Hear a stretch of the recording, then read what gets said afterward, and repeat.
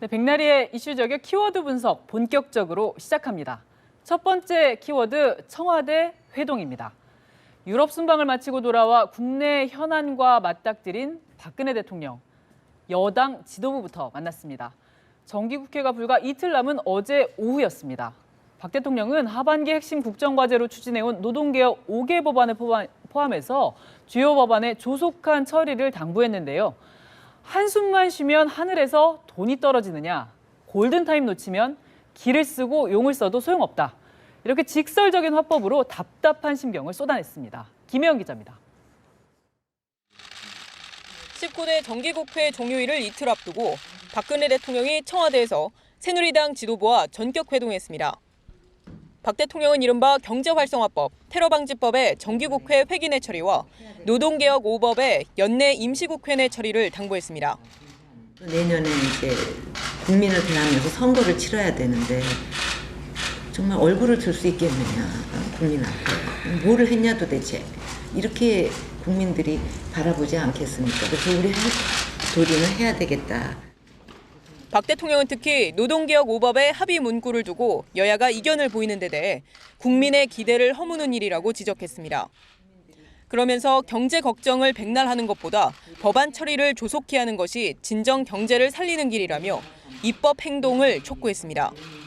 계속 걱정만 하는 거예요. 한숨만 쉬고. 그래갖고 하늘에서 돈이 떨어집니까? 뭐 방법이 없는 거예요. 그래서 중요한 것은 우리가 할 수 있는 일에 집중을 해서 가능한 것부터 하자. 이에 김무성 대표와 원유철 원내대표도 시한 내 처리에 최선을 다하겠다고 답했습니다. 이것을 야당에서 협조를 안 한 중에 참 저희 도저히 이해할 수가 없는데 그러나 또 일을 또 만들어내야 될 입장이기 때문에 최선을 다하겠습니다. 박 대통령은 50분간의 회동이 끝난 뒤 김 대표와 잠시 독대해 전국 현안을 논의했지만 내용은 공개하지 않기로 했습니다.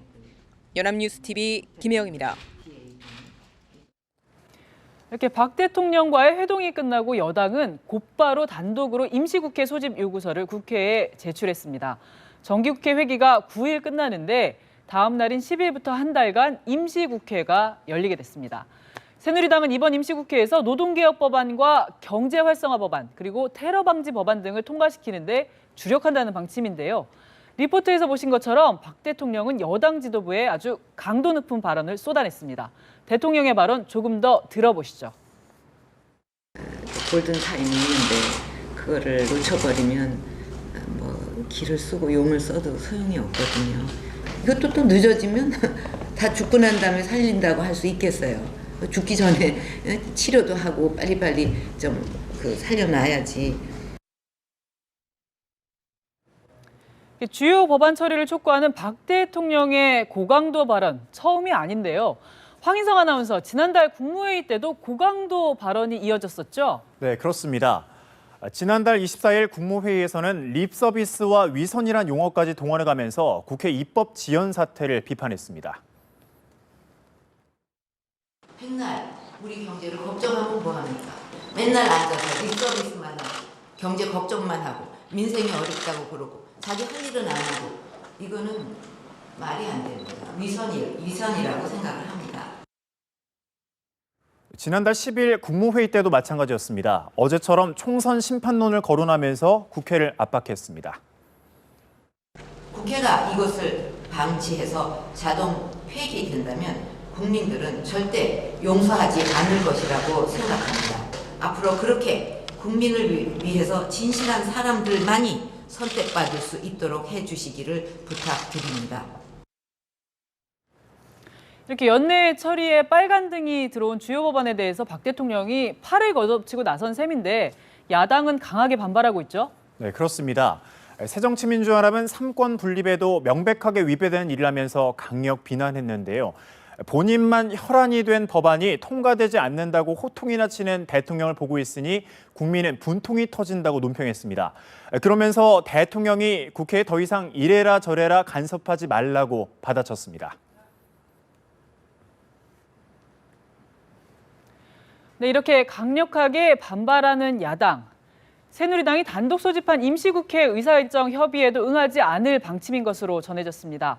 막판 법안 처리에 강공 드라이브를 거는 여당과 호락호락 물러서지 않겠다는 야당 사이에 한바탕 입법 전쟁이 불가피해 보입니다.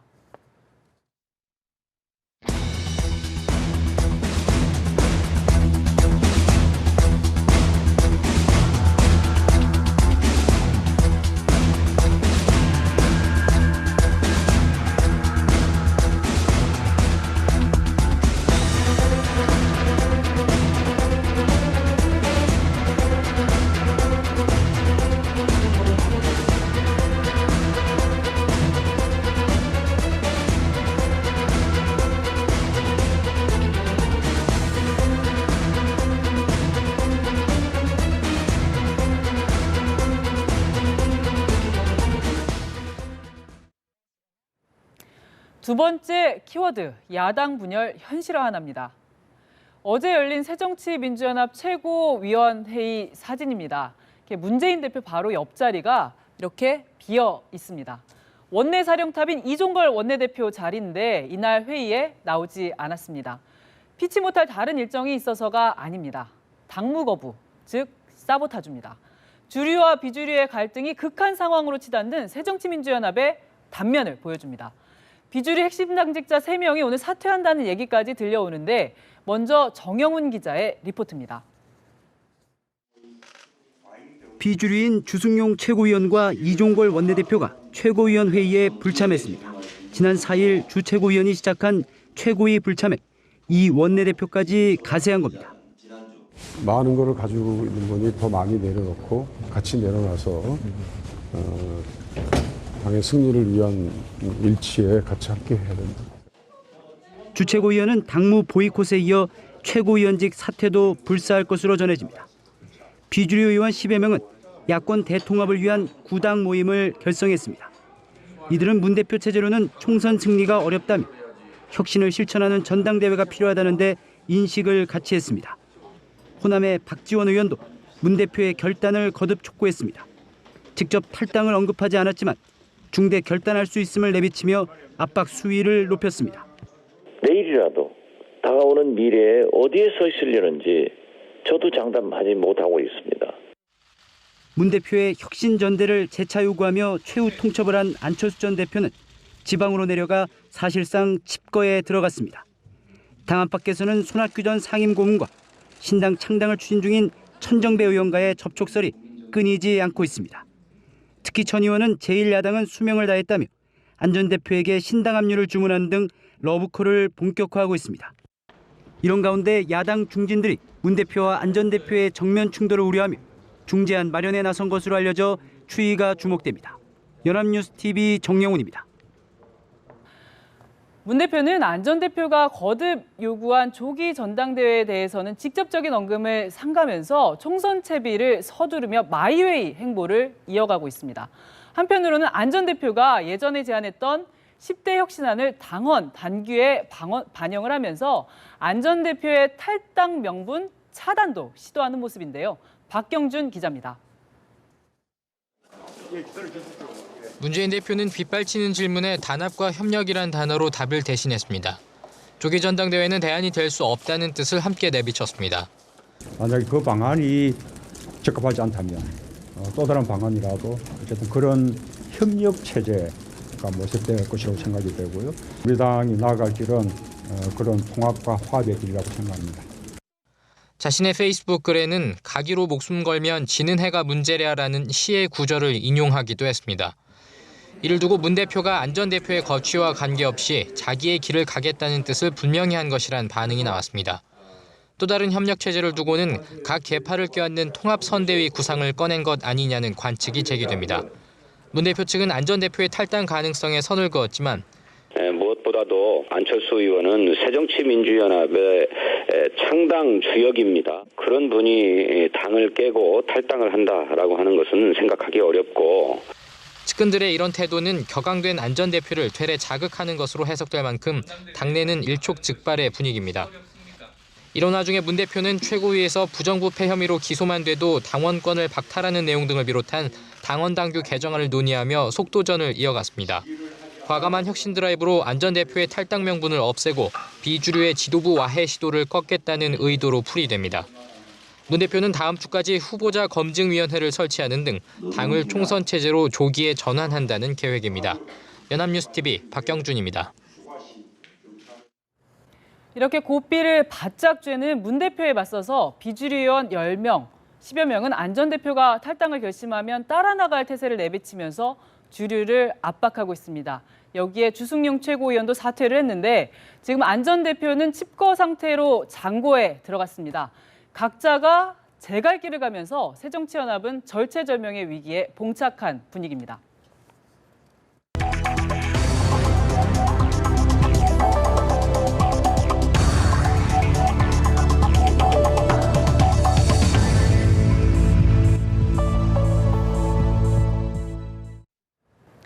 세 번째 키워드, 베이징 스모그 적색 경보입니다. 대기질 오염으로 악명이 높은 중국의 수도 베이징에 어제 저녁 급기야 스모그 적색 경보가 발령됐습니다. 최고 수준의 경고등이 켜진 건데요. 베이징에 적색 경보가 발령된 건 이번이 처음입니다. 지금 보시는 이 사진은 닷새 전에天安문 광장에서 찍은 겁니다. 하늘이 아주 파랗고 맑습니다. 그런데 이 하늘, 이 사진 찍은 지 이틀 전에 이랬습니다. 같은 자리에서 찍은 사진인데天安문이 거의 보이지가 않습니다. 건물의 형체를 알아보기가 힘들죠. 같은 장소라고 믿기 어려울 정도입니다. 이렇게 한 치 앞을 내다보기 힘들 정도로 스모그가 짙다 보니까 중국 네티즌들 사이에서는 이런 사진이 인기를 끈다고 합니다. 이렇게 검은 윤곽선으로 그려져 있는 집 모양,天安문이죠.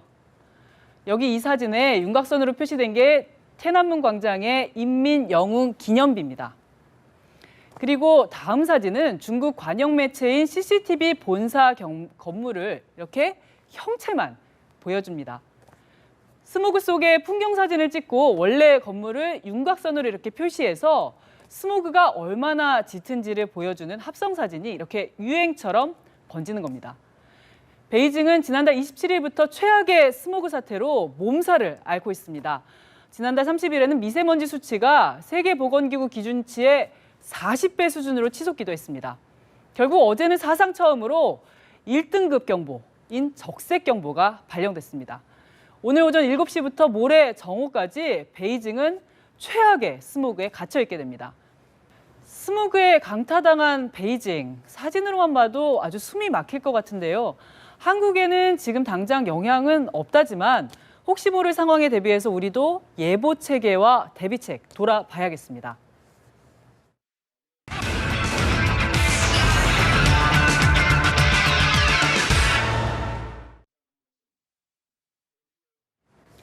네 번째 키워드, 한국 남자 집안일 꼴찌입니다. 남자는 부엌에 들어가는 거 아니다. 남존여비 인식이 강하던 어른들이 자주 하던 얘기입니다. 이제는 옛말이라고 생각했는데 꼭 그렇지만도 않은가 봅니다. 어제 여성가족부와 통계청이 일과 가정의 양립 정도를 보여주는 조사 결과를 발표했는데 한국 남편들의 가사 노동 시간 OECD 회원국 중에 최하위였습니다. 여성의 가사 노동 시간이 남성의 5배가 넘었는데요. 신세롬 기자의 보도입니다. 한국 남성의 가사 노동 시간이 OECD 국가 중 최하위를 기록했습니다. 남성과 여성의 차이는 5배에 이릅니다. 남성은 하루 평균 45분, 여성은 227분으로 그 차이가 3시간이 넘습니다. 남녀 간의 차이가 가장 적은 노르웨이는 31분, OECD 평균은 2시간여 남짓으로 집계됐습니다. 맞벌이라 하더라도 사정은 다르지 않습니다. 지난해 맞벌이 가구의 가사 노동은 남자가 40분, 여자가 3시간 14분으로 조사됐습니다. 5년 전보다는 남자가 3분 더 일하고 여자가 6분 덜 일하게 됐지만 그 차이는 미미합니다. 그렇다면 인식은 어떨까? 가사를 남편과 부인이 공평하게 분담해야 한다는 의견이 47.5%로 절반에 육박했지만 실제 공평하게 분담하는 남편은 16.4%에 불과했습니다. 한국 남성들, 집안일은 이렇게 공평하게 해야 한다고 머리로 생각은 하지만 현실에서는 딴판인 건데요. 얼마 전에 남편의 출신 지역에 따라서 아내가 가사 노동을 더 많이 할 수 있다는 연구 결과도 있었습니다.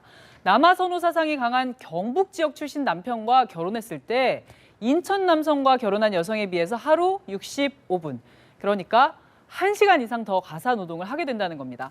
배삼진 기자 리포트입니다. 결혼한 여성의 가사노동에 영향을 미치는 변수는 뭘까? 서울대 이철희 경제학부 교수는 논문에서 남아 선호 사상과 연관이 있다는 연구 결과를 내놨습니다. 남아 선호가 강하게 나타난 지역에서 태어난 남성이 남아 선호가 덜한 지역의 남성에 비해 전통적인 성 역할 태도를 지닐 확률이 높다는 겁니다. 연구 결과 1991년에서 1994년 출생 성비가 115인 지역에서 태어난 남성과 결혼한 여성은 출생 성비가 105인 지역의 남성과 결혼한 여성에 비해 집안일을 34분 더 했습니다. 같은 기간 경북은 출생 성비가 131이었는데 112인 인천 남성과 결혼한 여성에 비해 하루 65분을 더 가사노동에 사용했습니다.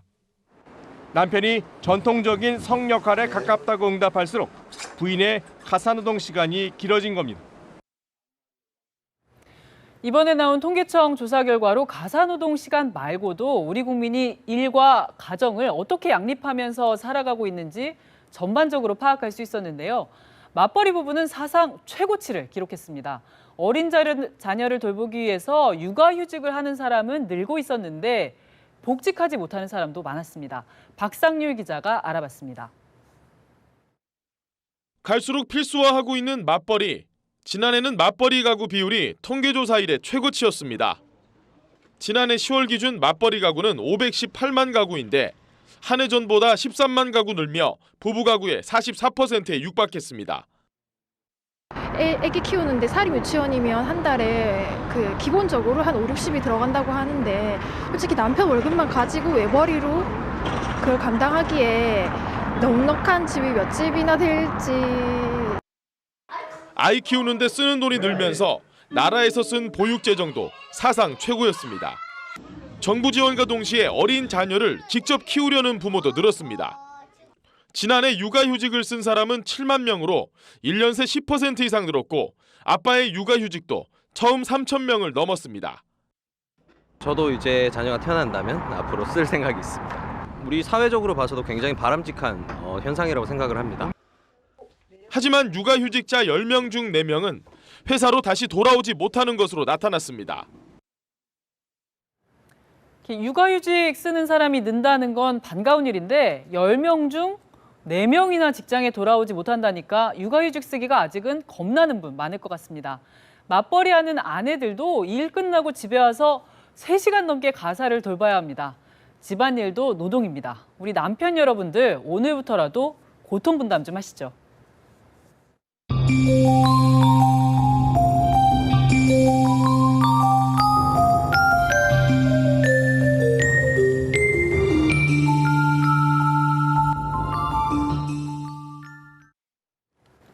다섯 번째 키워드, 계속되는 미인도 위작십입니다.